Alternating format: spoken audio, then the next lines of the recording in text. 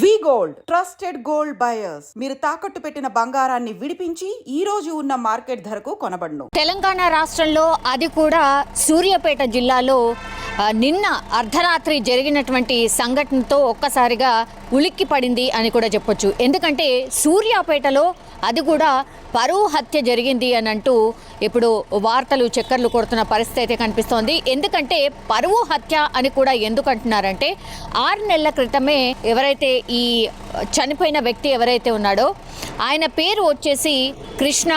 ఆయన 6 నెలల క్రితమే కులాంతర వివాహం చేసుకున్నాడు. అది కూడా తల్లిదండ్రులకు ఎదిరించి వీరిద్దరు కూడా కులాంతర వివాహం చేసుకోవడం జరిగింది. ఇది ఇష్టం లేనటువంటి తల్లిదండ్రులే ఈ హత్య చేయించి ఉంటారు అని అంటూ ఇప్పుడు వార్తలు అయితే చక్కర్లు కొడుతున్న పరిస్థితి. అండ్ అతన్ని కూడా భయంకరంగా బండరాళ్లతో మోడీ హత్య చేసినటువంటి సిచ్యువేషన్ అయితే ఉంది.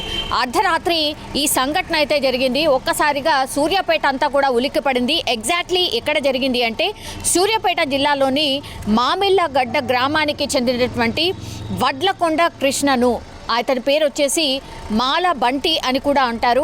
అతన్ని కొంతమంది దుండగులు అత్యంత కిరాతకంగా నిన్న రాత్రి చంపేసినట్టుగా కూడా ఇప్పుడు అక్కడ ఆనవాళ్ళు కనిపిస్తూ ఉన్నాయి.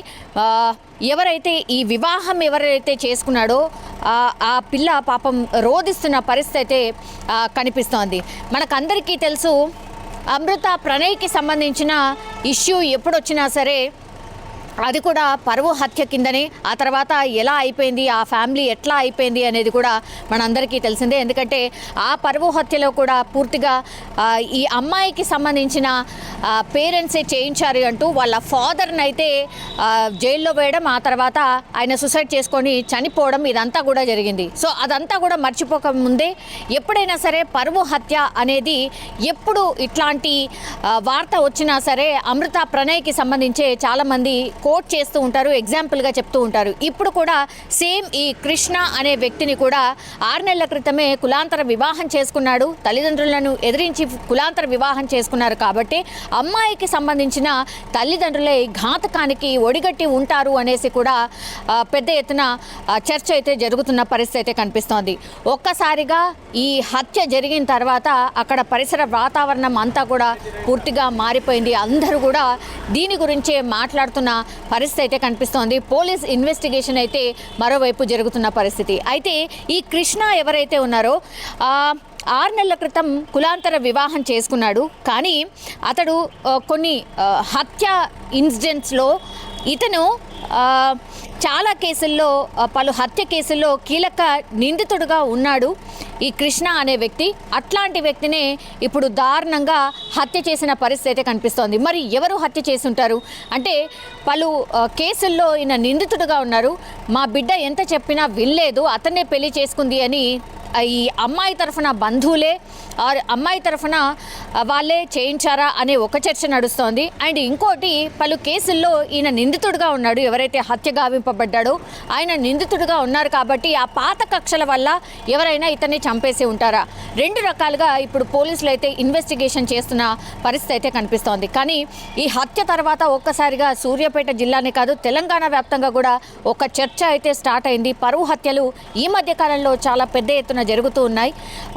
మా పరువే ముఖ్యం, పిల్లలు ఎటుపోయినా సరే అనే ధోరణి ఇంకా కూడా తల్లిదండ్రుల్లో, ఇంత టెక్నాలజీ వచ్చినా, ఇంత సమాజం ఇంత మారిపోయినా, అంటే ఎవరు ఆడపిల్ల కావచ్చు మగపిల్లడు కావచ్చు ఎవరైనా సమానమే అనుకుంటున్న టైంలో కూడా ఇట్లాంటి పరువు హత్యలు జరుగుతున్నాయంటే తల్లిదండ్రులు ఇంకా కూడా ఆ మోసే ధోరణిలోనే ఉన్నారా అనేటువంటి చర్చ కూడా పెద్ద ఎత్తున నడుస్తోంది. కానీ ఏం జరిగిందో ఏంటో మరికొద్ది గంటల్లోనే పోలీసులు తేల్చే అవకాశం అయితే ఉంటుంది.